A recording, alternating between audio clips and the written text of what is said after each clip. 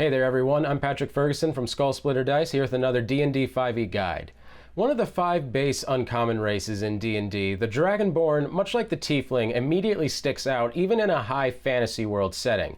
In many worlds, they carry the reputation of strength and an aloof haughtiness, and perhaps deservedly so. They are, after all, quite proud of their draconic heritage.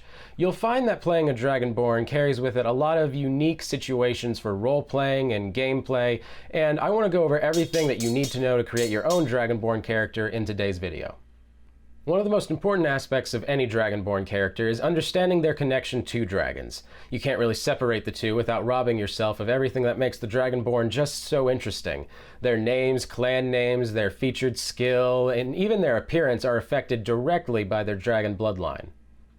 The color of a dragon directly determines what color the Dragonborn descending from them will be, as well as the type of power that they inherit from their bloodline. Different powers are associated with different colors, one color aligning with good and the other aligning with evil. For instance, fire is typically associated with either gold or red dragons, and acid is typically associated with copper or black dragons. Be sure to take this decision incredibly seriously as you're building your character, as it can affect them in a variety of different ways. So what alignment are you playing? Whether you're a good, evil, or neutral character can greatly determine the type of draconic bloodline that you're associated with. For instance, if you want to be a good character that also breathes fire, it might be best to consider descending from a gold dragon as opposed to a red one, and vice versa if you're an evil character.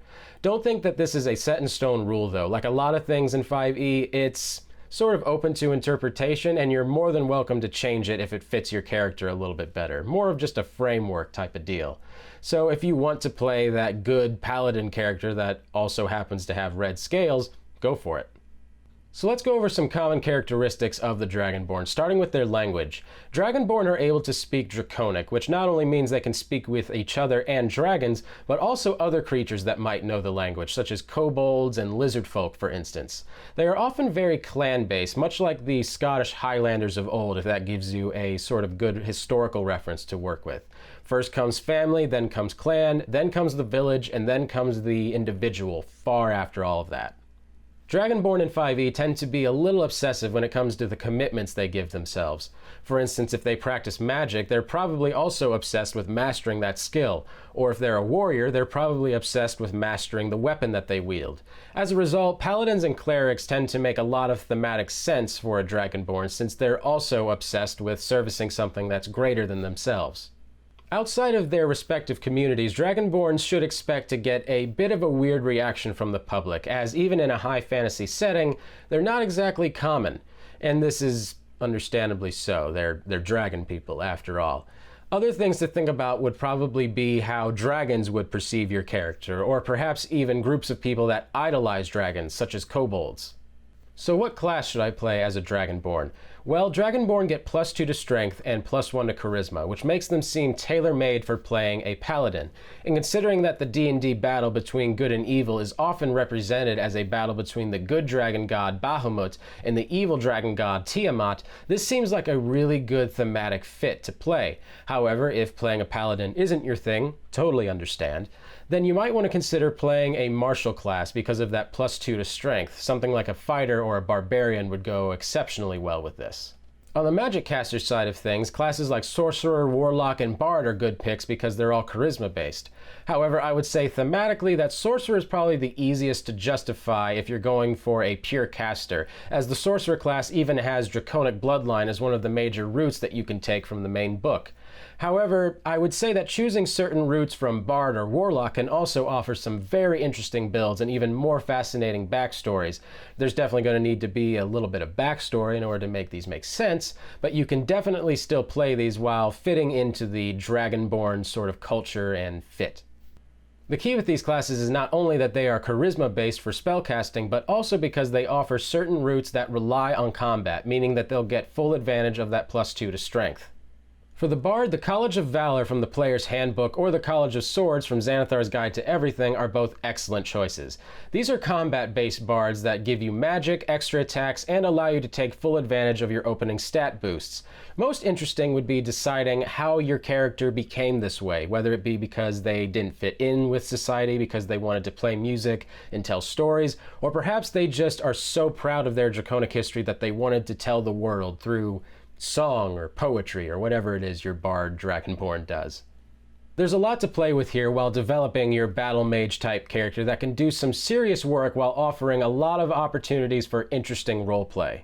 For the Warlock, the Pact of the Blade from the Player's Handbook or the Hexblade from Xanathar's Guide to Everything are both excellent choices because they're heavy combat-centric Warlock classes.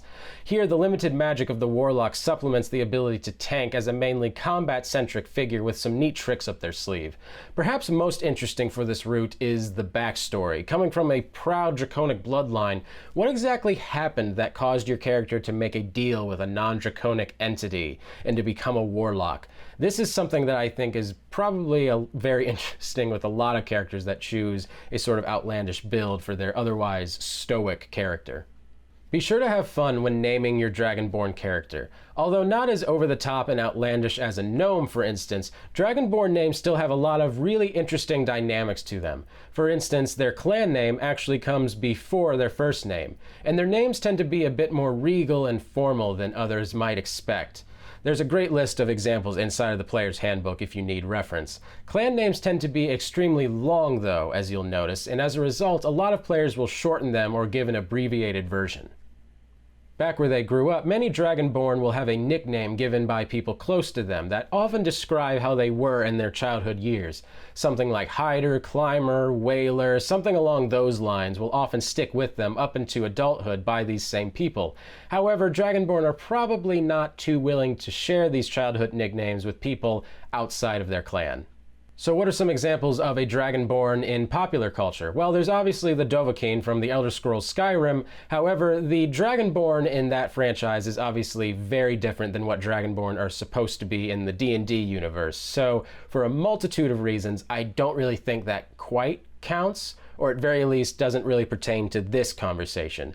One of the best examples of a Dragonborn character in more mainstream nerd culture would probably be Dinar Blitzen from Acquisitions Inc. The C-Team, a very popular online D&D show. And it's also worth noting that although he wasn't on Critical Role for a very long time, Orion Akaba's character was a Dragonborn sorcerer named Tiberius Stormwind, who was on the very first 27 episodes. So as you can see, Dragonborn offer plenty of opportunities for fascinating role-playing situations. However, in surveys, they tend to be one of the least played races in the game. I can't really comment as to why that is. However, I will say that if one of the least played races in your game is a person that descended from literal freaking dragons, that has to speak towards how cool your game is, right? At least in some way. Thank you guys so much for watching. I really appreciate it. My name's Patrick Ferguson with Skull Splitter Dice. I'll see you guys in the next one.